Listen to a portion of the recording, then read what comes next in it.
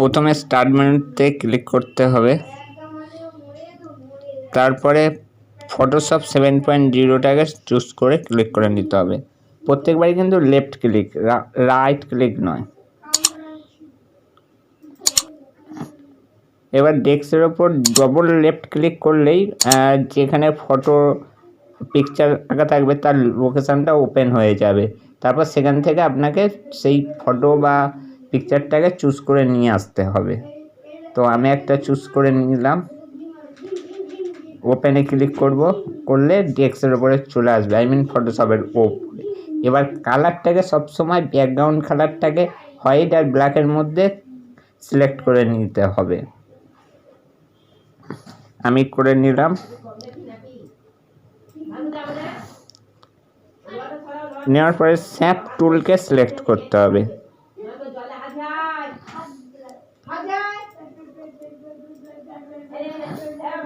এবার স্ন্যাপ টুলটার সাইজটাকে নিজের পছন্দ মতো বা নিজে যতটা ছবিটার কালার চেঞ্জ করবে সেই সাইজে ফ্রেম আপ করে সিলেক্ট করে নিতে হবে।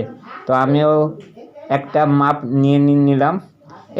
এটা আপনারা আপনাদের ইচ্ছা মতো বড় বড় ছোট করে নিতে পারেন। নিয়ে যে অংশটার কালার চেঞ্জ হবে সেই অংশের ওপরে রেখে দিয়ে আনলিমিটেড লেফট ক্লিক করে যেতে হবে। করলে কী হবে, আস্তে আস্তে ধীরে ধীরে ছবির সেই অংশর কালারটুকুনি চেঞ্জ হবে। দেখো আমি করছি, অনলি ফর লেফট ক্লিক।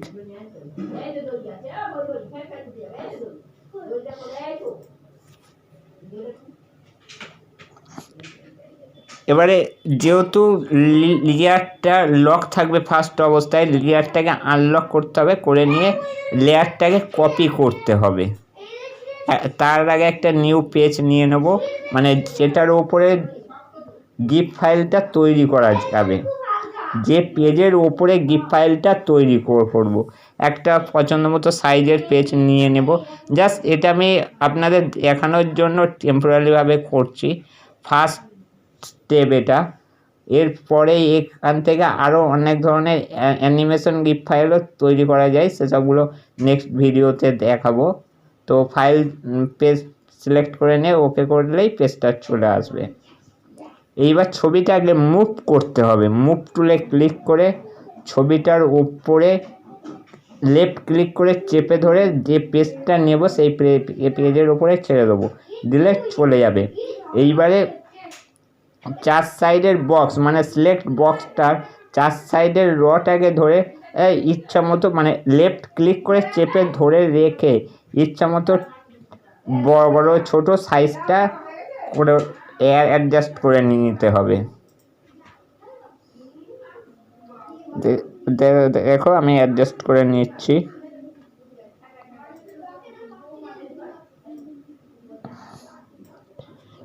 সবসময় মাউস পয়েন্টটাকে ফলো করলেই বুঝতে পারবে যে আমি কোথায় কোথায় সিলেক্ট করছি। সিলেক্ট করার পরে সিলেক্ট টুলে ক্লিক করে অ্যাপ্লাই করে দিতে হবে। এইবারে একই ছবি সেম সাইজের আমার আর একটা লাগবে, কারণ যেহেতু এটা গিফট ফাইল করব। ফের একই নিয়ম, টেক্সটের ওপর ডবল লেফট ক্লিক করব, করে ফটো ইমেজ লোকেশানে চলে আসবো, সিলেক্ট করে নেব। এটা আমার আগে যে ছবিটা মিনিমাইজ ছিল সেটা ওপেন হয়ে গেছে, এটাকে টোটালি কেটে দেব, ক্লোজ করে দেব। এইবার ফের ছবিটাকে নিয়ে আসবো। সবসময় খেয়াল রাখতে হবে সাইজ সেম থাকতে হবে। যদি সাইজ ছোট বড় হয় গিফট ফাইলে গিয়ে কিন্তু ম্যাচ করবে না, উল্টো পাল্টা শো করবে। গিফট ফাইলটা কিন্তু পারফেক্ট আসবে না। ফটোশপ 7.0 গিফট ফাইল তৈরি করাটা একটু টাফ, কিন্তু নিজের পছন্দ মতো আর অ্যানিমেশন ফাইলের মধ্যে সবথেকে লো ফিচার্সের সফটওয়্যারের মধ্যে ভালো হয়।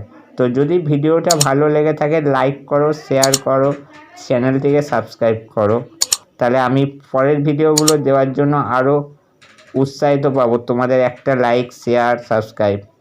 তো এবার দুটো ছবিকে কিন্তু একই সাইজ করে নিতে হবে, সেম সাইজে।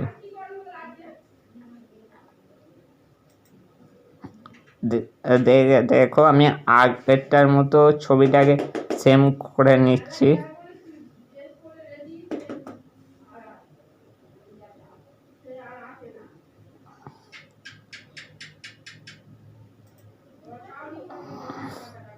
আর যদি তোমাদের কোনো সফটওয়্যারের টিউটোরিয়াল দরকার হয় তাহলে আমাকে কমেন্ট বক্সে কমেন্ট করো, আমি অবশ্যই সেই সফটওয়্যারের ওপরে একটা ভিডিও টিউটোরিয়াল তৈরি করে দেব। সেম প্রসেস, মানে দুটো ছবি কিন্তু এক হবে। এইবারে লেয়ারগুলোকে, মানে দুটো ছবি, একটা ভার্টিক্যাল কালার একটা র কালার, মানে অরিজিনাল ছবি, দুটোকে কিন্তু লেয়ারগুলোকে কপি করে নিতে হবে। সেটা দুটো, তিনটে, চারটে, পাঁচটা, যতগুলো ইচ্ছা পছন্দ, মানে আপনাদের যতগুলো দরকার ততগুলোই কপি করে নিতে পারো।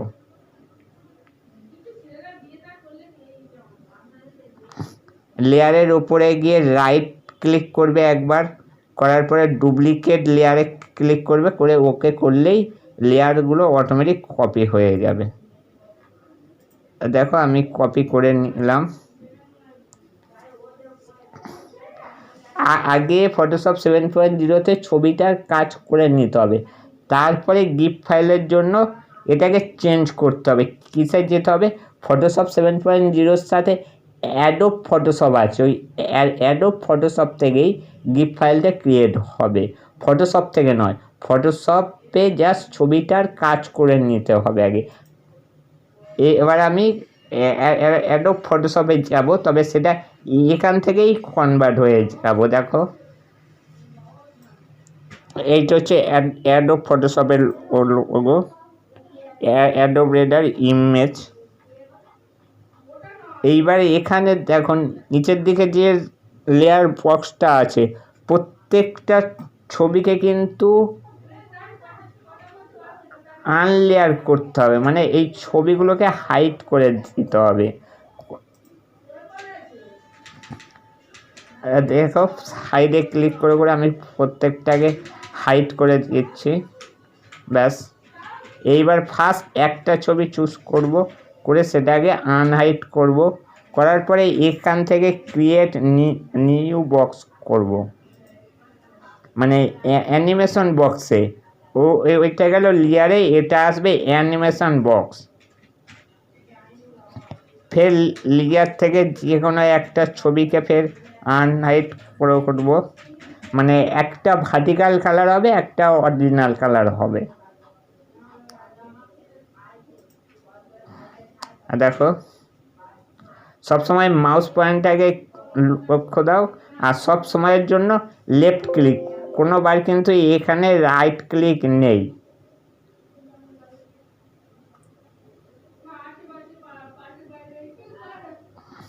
ফের একটা নতুন অ্যানিমেশন বক্স নিয়ে নেব। আমি একটা কালার নিয়েছি, এবার একটা ভার্টিক্যালে নিয়ে নেব।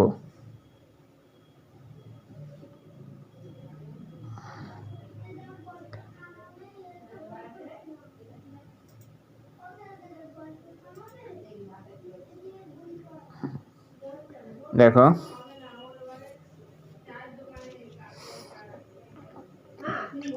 ফের একটা অ্যানিমেশন বক্স নিয়ে নেব, নিয়ে একটা ভার্টিক্যাল কালারের যে ছবি আমার লেয়ারে আছে সেটাকে হাইড করা আছে, সেটাকে আনহাইড করব এখন। তাহলে দুই রকম ছবি, একটা ভার্টিক্যালে, একটা র কালারে, মানে অরিজিনালে। যেহেতু আমি ফুলের কালারটা গিফট ফাইল করব, শুধু ফুলটাকে নয়। দেখো এইবারে এইটা যে স্পিডে হচ্ছে, স্পিডটাকে এবারে কমাতে হবে। জাস্ট মাঝখানে একটা অ্যানিমেশন লেয়ার এক্সট্রা চলে এসছে, এটাকে ডিলিট করে দিলাম। এই যে স্পিডটা হচ্ছে, স্পিডটাকে কমাতে হবে। স্পিডটা কমানোর জন্য দেখো প্রত্যেকটা অ্যানিমেশন বক্সের নিচে একটা করে সেকেন্ড লেখা আছে, ওই সেকেন্ডটার উপরে গিয়ে ক্লিক করব। দেখো এই সেকেন্ডটার উপরে ক্লিক করে আমি এটাকে 0.5 চুজ করে নিয়ে নেব। সেকেন্ড অ্যানিমেশন বক্সটাকেও সেম টাইমিংটাকে সেট করতে হবে। এবারে দেখো অ্যানিমেশনটা কিন্তু স্লো হয়ে গেল। একে আরও স্লো করে দিয়ে দেওয়া যায়, ফাস্ট করা যায়। আচ্ছা, যেমন এখানে ব্ল্যাক অ্যান্ড হোয়াইট হচ্ছে একবার, আর কালার হচ্ছে এইটাকে লাল নীল সবুজ মানে সব রকমের করা যায়, সেটা আমি নেক্সট ভিডিওতে দেখাবো। জাস্ট এটা কিভাবে গিফ ফাইল ফটোশপ 7.0 দিয়ে তৈরি করা যায় তার একটা বেসিক অংশ। এরপরে আরও আছে, এখান থেকে কার্টুনও ক্রিয়েট করা যাবে, ছোট ছোট 2 মিনিট 3 মিনিটে কার্টুনও ক্রিয়েট করা যাবে। সেসবগুলো নেক্সট পার্টে আমি দেখিয়ে দেবো। তো ভিডিওটা যদি ভালো লেগে থাকে অবশ্যই লাইক করো, সাবস্ক্রাইব করো, আর যদি কোনো সফটওয়্যার বিষয়ে জানার থাকে